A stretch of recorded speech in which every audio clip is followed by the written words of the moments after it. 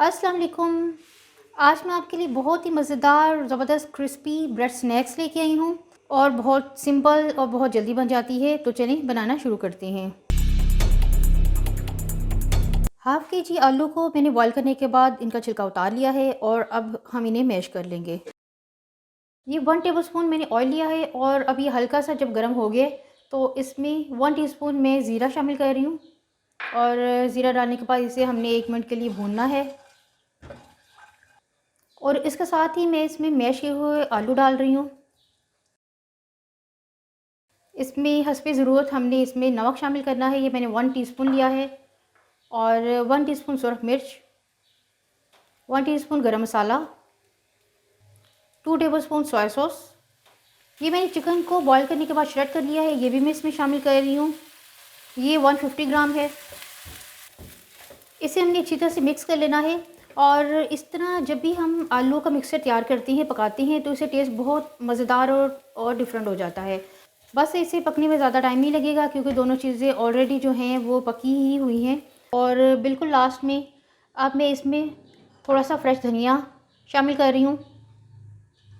धनिया डालने के बाद बस मैंने फ्लेम को ऑफ़ कर दिया है और ये इसे थोड़ी देर के लिए मैं ठंडा कर लूँगी। ये ब्रेड के पीसेस के मैंने किनारों को काट लिया है और ये इस तरह मैंने ब्रेड को 4 पीसेस में काट लिया है। ये देखिए ब्रेड के एक पीस पे आलू और चिकन वाला मिक्सचर हमने इस तरह लगा लेना है। ये देखिए इस तरह आप उसको थोड़ा सा दबा लें ताकि ये अच्छी तरह से फिक्स हो जाए। ये देखिए इस तरह।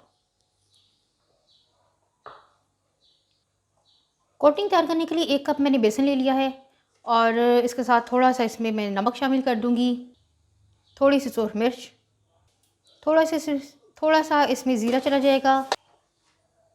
ये देखिए इसमें मैंने पानी शामिल किया है, आप हस्बे ज़रूरत पानी शामिल कर लें और ताकि इसका एक स्मूथ पेस्ट बन जाए। ये देखिए बैटर स्मूथ हो गए और ये बिल्कुल दरमियाना है, ना बहुत ज़्यादा थिन है और ना ही बहुत ज़्यादा थिक है।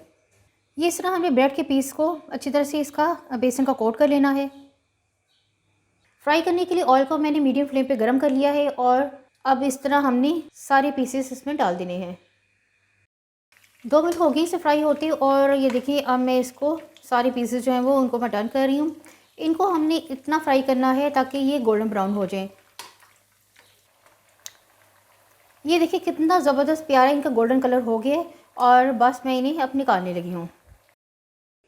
बहुत मज़ेदार और ज़बरदस्त ये स्नैक्स तैयार होते हैं, बहुत क्रिस्पी हैं, क्रंची हैं। एक बार आप बच्चों को बना कर देंगे तो वो हर रोज़ आपसे फरमाइश करेंगे। वीडियो अच्छी लगी तो लाइक और शेयर कर दें और मेरे चैनल को सब्सक्राइब भी कर दें।